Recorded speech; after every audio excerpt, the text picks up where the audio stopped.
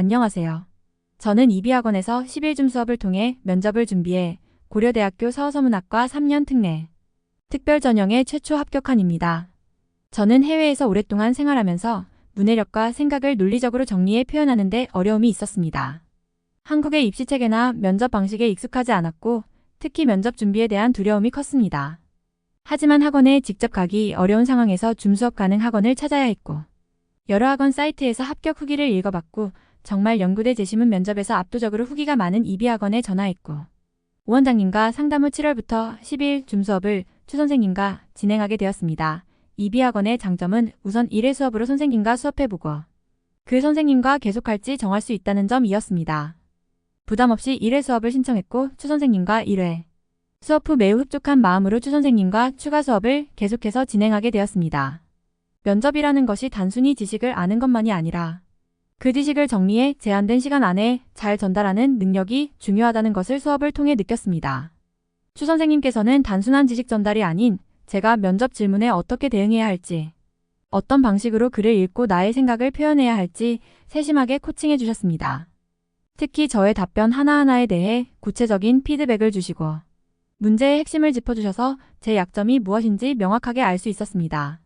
수업 과정 중에서 실제 면접처럼 12분 동안 제시문을 분석하고 6분 동안 답변을 하는 연습을 반복적으로 진행했습니다.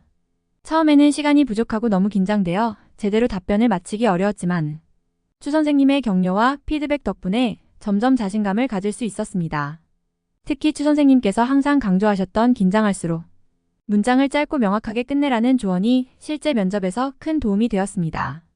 고려대학교 서서문학과 면접 당일 실전에서는 매우 긴장되었지만 평소 연습했던 방식대로 침착하게 대응할 수 있었습니다.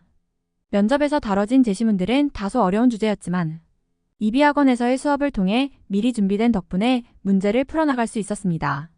면접 도중 너무 긴장해서 말을 잘 못하고 있는 것 같다라는 생각이 들었는데 추 선생님께서는 면접이 단순히 유창하게 말하는 능력보다 물어보는 것의 포인트를 알아내고 그것에 대한 정확한 답변을 알아내는 것이라는 점을 반복해서 강조하셨기 때문에 마음을 다잡고 마지막까지 잘 마무리할 수 있었습니다.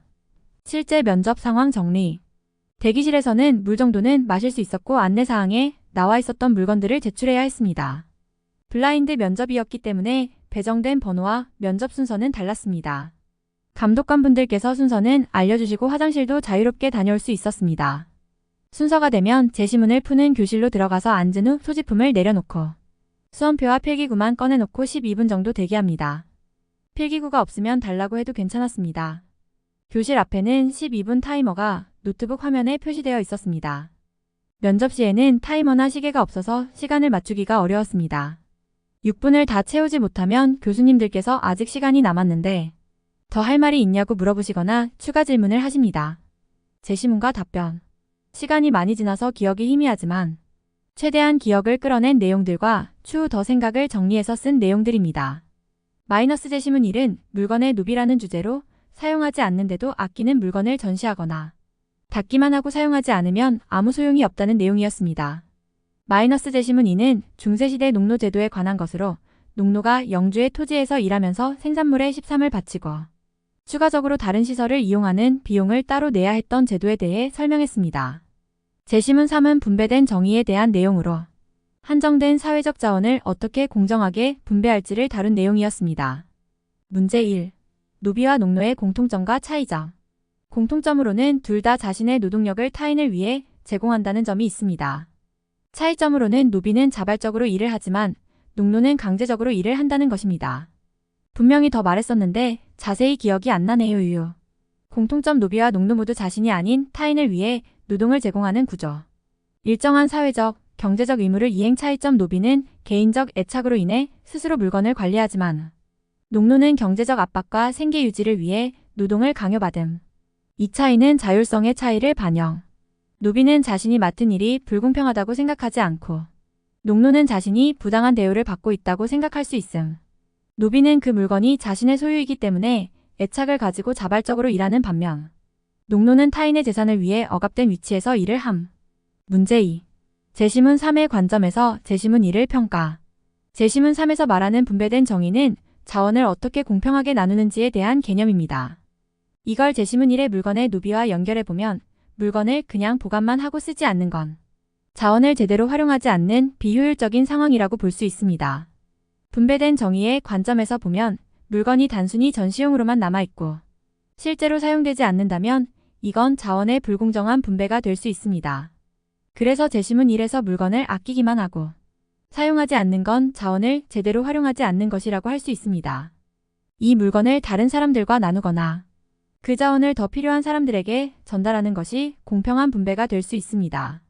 제시문 3에서 말하는 분배된 정의는 자원을 얼마나 공평하고 효율적으로 사용할지에 대한 고민을 담고 있습니다.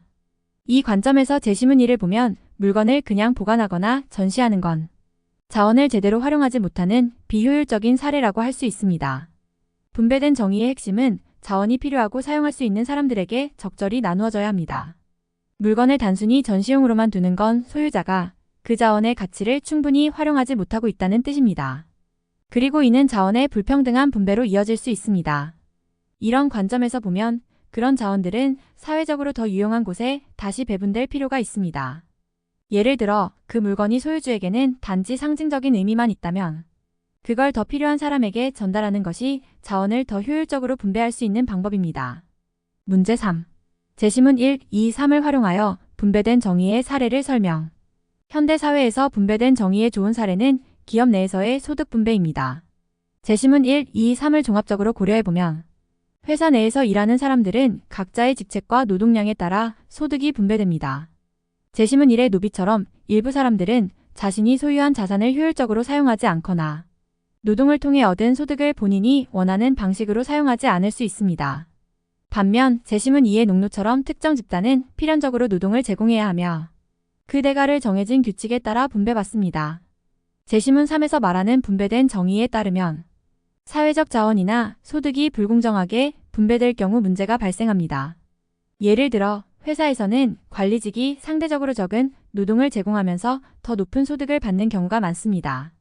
이는 겉으로 보면 불공평해 보일 수 있지만 관리직이 그 자리에 오르기까지의 교육, 경험, 책임을 고려하면 적절한 보상이 될 수 있습니다.